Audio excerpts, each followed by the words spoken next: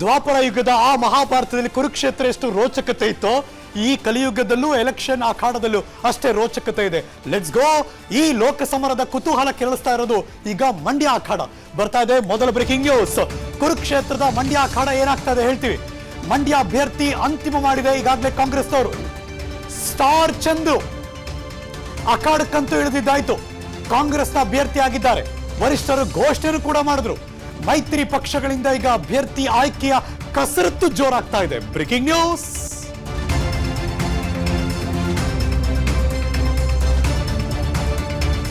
ಮಂಡ್ಯ ಲೋಕಸಭಾ ಚುನಾವಣೆಗೆ ಕಾಂಗ್ರೆಸ್ನಿಂದ star Chandru ಅಖಾಡಕ್ಕಿಳಿದಾಯ್ತು. Announce ಆಯ್ತು ಅಫಿಷಿಯಲ್ ಆಗಿ. ಈಗಿರೋದು ಮೈತ್ರಿ ಪಕ್ಷಗಳಲ್ಲಿ ಯಾರಿಗೆ ಟಿಕೆಟ್ ಸಿಗುತ್ತೆ, ಈಗಿರುವಂತಹ ಹಾಲಿ ಸಂಸದರು ಮತ್ತೆ ಟಿಕೆಟ್ ಪಡ್ಕೊಳ್ಳೋಕೆ ಸಾಧ್ಯ ಆಗುತ್ತಾ, ಅಥವಾ ಬಿಜೆಪಿ ಜೊತೆ ಕೈ ಜೋಡಿಸಿರುವಂತಹ ಜೆಡಿಎಸ್ ಅಖಾಡಕ್ಕಿಳಿತಾರ? ಇದು ಈಗಿರುವಂತಹ ದೊಡ್ಡ ಚರ್ಚೆ. ಮಾಜಿ ಮುಖ್ಯಮಂತ್ರಿ ಎಚ್ ಡಿ ಕುಮಾರಸ್ವಾಮಿ ಅವರು ಮೀಟಿಂಗ್ ಮೇಲೆ ಮೀಟಿಂಗ್ ಮಾಡ್ತಿದ್ದಾರೆ. ಬಿಡದಿ ಮನೆ ಫುಲ್ ಎಂಗೇಜ್ ಆಗಿದೆ. Let's go. ಮಂಡ್ಯ ಟಿಕೆಟ್ಗೆ ಜಿದ್ದಿ ಸುಮಲತಾ ಅಂಬರೀಶ್ ಅವರು ಜಿದ್ದಿಗೆ ಬಿದ್ದಿದ್ದಾರೆ. ಬಿಕಾಸ್ ಅಖಾಡದಲ್ಲಿ ನಾನು ಇದೀನಿ ಅಂತ ಹೇಳಿದ್ರು. ಹಾಗಾದ್ರೆ ಈಗ ಸೈಲೆಂಟ್ ಆದ್ರ? ಮನೆಯಲ್ಲಿ ಕೂತು ಲೆಕ್ಕಿಂಗ್ ನ್ಯೂಸ್ ನಂಬರ್ 3.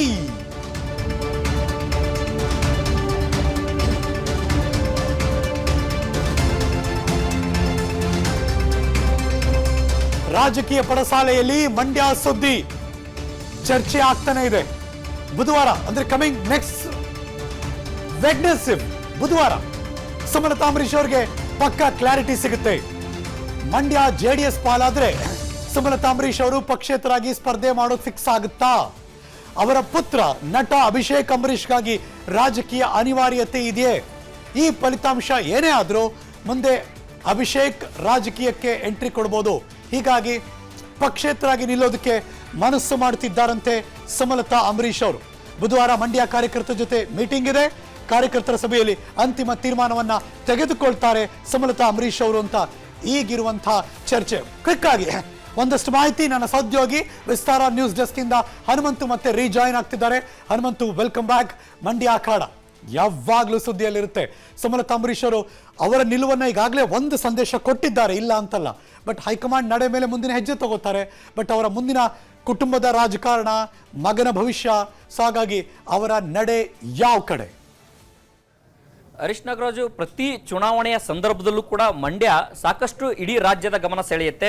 ಕಳೆದ 2019 ಚುನಾವಣೆಯಲ್ಲೂ ಕೂಡ ರಾಜ್ಯದ ಗಮನ ಸೆಳೆದಿತ್ತು. ಈ ಬಾರಿಯೂ ಕೂಡ ರಾಜ್ಯದ ಗಮನ ಸೆಳೀತಾ ಇದೆ. ಯಾಕೆ ಅಂತಂದು ಹೇಳಿದ್ರೆ, ಹಾಲಿ ಸಂಸದೆ ಸುಮಲತಾ ಅಂಬರೀಶ್ ಅವರು ಯಾವ ನಡೆಯನ್ನ ಅನುಸರಿಸ್ತಾರೆ ಅನ್ನೋಂಥದ್ದು. ಈಗಾಗಲೇ ಮಂಡ್ಯದ ಭಾಗದ ಜನರ ಜೊತೆಗೆ ಬೆಂಗಳೂರಿನ ನಿವಾಸದಲ್ಲಿ ಒಂದು ಸುತ್ತಿನ ಮಾತುಕತೆಯನ್ನ ಮಾಡಿದ ನಂತರವೂ ಕೂಡ ಬಿಜೆಪಿ ನಾಯಕರ ಜೊತೆಗೆ ವಿಶ್ವಾಸವನ್ನು ಇಟ್ಟಿರುವಂಥದ್ದು. ಆದರೆ ಮೈತ್ರಿಯ ಕಾರಣಕ್ಕಾಗಿ ಯಾವುದೇ ಕಾರಣಕ್ಕೂ ಜೆಡಿಎಸ್ನ ಭದ್ರಕೋಟೆಯಾದಂತಹ ಮಂಡ್ಯವನ್ನ ಬಿಟ್ಕೊಡಬಾರ್ದು ಅನ್ನೋ ಕಾರಣಕ್ಕಾಗಿಯೇ ಕುಮಾರಸ್ವಾಮಿ ಅವರು ಮಂಡ್ಯ ಬೇಕೇ ಬೇಕು ಅನ್ನೋಂಥ ಪಣವನ್ನ ತೊಟ್ಟಿರುವಂಥದ್ದು. ಮತ್ತೆ ಆ ಒಂದು ಲಕ್ಷಣಗಳು, ಜೆಡಿಎಸ್ ಪಾಲಾಗುವಂತ ಲಕ್ಷಣಗಳು ಕಂಡು ಬಂದಾಗಲೂ ಕೂಡ ನಾನು ಯಾವ ರೀತಿಯ ರಾಜಕೀಯ ನಡೆಯನ್ನ ಅನುಸರಿಸಬೇಕು ಅನ್ನೋಂಥದ್ದು, ಮತ್ತೆ ಸ್ಥಳೀಯ ಮಟ್ಟದಲ್ಲಿ ಜನರ ಅಭಿಪ್ರಾಯ ಹೇಗಿದೆ, ಸ್ಥಳೀಯ ನಾಯಕರ ಅಭಿಪ್ರಾಯ ಏನಿದೆ ಅನ್ನುವಂಥದ್ದನ್ನ ಪಡಿಲಿಕ್ಕೆ ಈಗ ಬುಧವಾರ ಸುಮಲತಾ ಅಂಬರೀಶ್ ಅವರು ಸಭೆಯನ್ನ ಕರೆದಿರುವಂಥದ್ದು.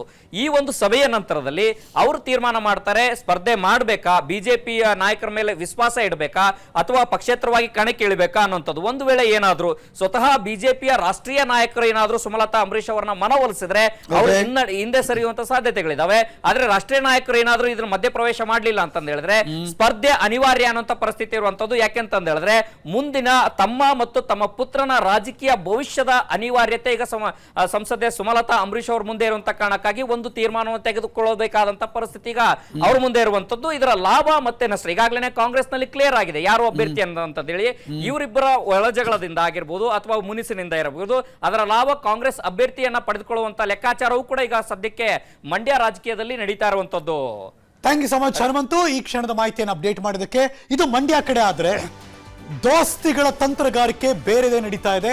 ಅದು ಬೆಂಗಳೂರು ಗ್ರಾಮಾಂತರ ಭಾಗಕ್ಕೆ ಸಂಬಂಧಪಟ್ಟ ಹಾಗೆ ಇದುವರೆಗೆ ಇದ್ದದ್ದು ಅಲ್ಲಿ ಕಾಂಗ್ರೆಸ್ನ ಏಕೈಕ ಎಂಪಿ, ಅವ್ರನ್ನೂ ಕೂಡ ಸೋಲಿಸಬೇಕು ಅಂತ ದೋಸ್ತಿಗಳು ತಂತ್ರಗಾರಿಕೆ ಮಾಡ್ತಿದ್ದಾರಂತೆ. ಅನುಕ್ಷಣದ ಸುದ್ದಿಗಳಿಗಾಗಿ ವಿಸ್ತಾರ ನ್ಯೂಸ್ ಯೂಟ್ಯೂಬ್ ಚಾನೆಲ್ ಸಬ್ಸ್ಕ್ರೈಬ್ ಮಾಡಿ. ಹೊಸ ಸುದ್ದಿಗಳ ನೋಟಿಫಿಕೇಶನ್ಗಾಗಿ ಬೆಲ್ ಐಕಾನ್ ಕ್ಲಿಕ್ ಮಾಡಿ. ಲೇಟೆಸ್ಟ್ ಅಪ್ಡೇಟ್ಸ್ಗಾಗಿ www.vistaranews.com ವೆಬ್ಸೈಟ್ಗೆ ವಿಸಿಟ್ ಮಾಡಿ. ಅಂಗೈಯಲ್ಲೇ ಜಗತ್ತಿನ ಸುದ್ದಿ ತಿಳಿಯಲು ವಿಸ್ತಾರ ನ್ಯೂಸ್ ಕನ್ನಡ ಆಪ್ ಡೌನ್ಲೋಡ್ ಮಾಡಿ.